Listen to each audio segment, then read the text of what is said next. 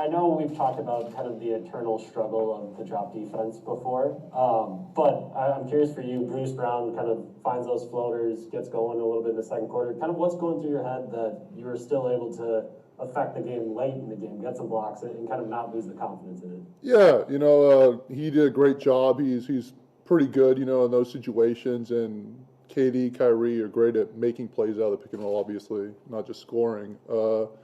And so, I knew I just had to be better. Try to affect the pick and roll when KD or Kyrie would come off it and still be able to get back, still make a play. It was just a matter of working more, I think. With KD, I know they run that dribble handoff for him a lot. That obviously forces you up to the level of the ball. Just kind of what's your mindset there to try to make it tough on him? I know some of it is just him missing shots for him to have kind of the night that he had, but what did you guys kind of Yeah, I mean, you just want to make it as tough as possible. He's such a talented player. He's going to kind of get his, but I'm just trying to help Drew as much as possible. They're in the pick and roll. They're pretty much picking him up full court, getting in the pick and roll, getting hit by screens, still fighting through and pursuing. And I'm just trying to be up there for a second to give them that time to get back in front as much as possible. So I'm just trying to be out there helping my teammates. Can you take me through the sequence of Bruce Brown kind of corralling the ball over there on the sideline? And then, I mean, there's a lot of open space. You're kind of in space and being able to affect that shot. Yeah, obviously I was trying to help make the catch tough for KD and Kyrie. Tuck and Drew were doing their job.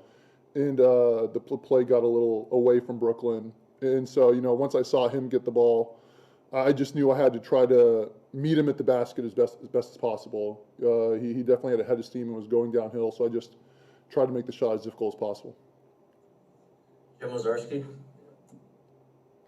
Brook, obviously, I think going forward, you guys would like to balance out offense and such things. But with what you guys did, whether it be the energy, effort, the defense, what did you see from the rest of the guys when they were out there, whether it was PJ or heck, even Thanasis with the block for the 24-second? Yeah. I mean, what did that kind of, especially on a night at home, you know what I mean? When it is that kind of rugged game, what did all that kind of intangible stuff do for you guys? Yeah, that was absolutely the kind of momentum that we needed to build. And, I think we're going to, obviously keep that momentum, keep that energy going, and just keep getting better. That was the way we needed to be defensively the first two games. Obviously, the Nets played great, but we could definitely been better.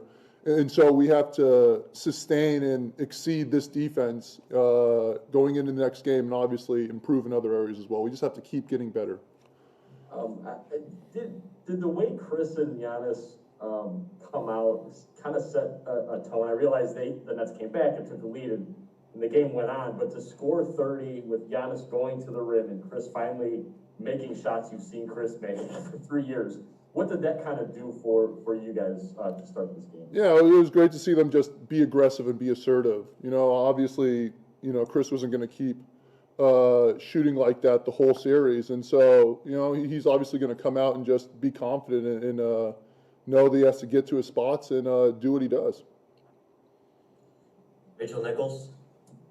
Hey, Brook, you've been such a glue guy on all the teams you've been on.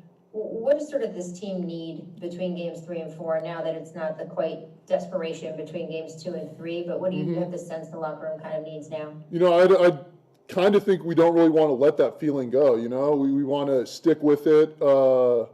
Again, our defense was finally there tonight, but we can't let that stop us. We got to look at where we can get better defensively, where we can get better offensively, and just again, the theme for me is just to keep getting better each and every game. That's what we want to do, game to game, series to series. Just find all the ways we can possibly improve.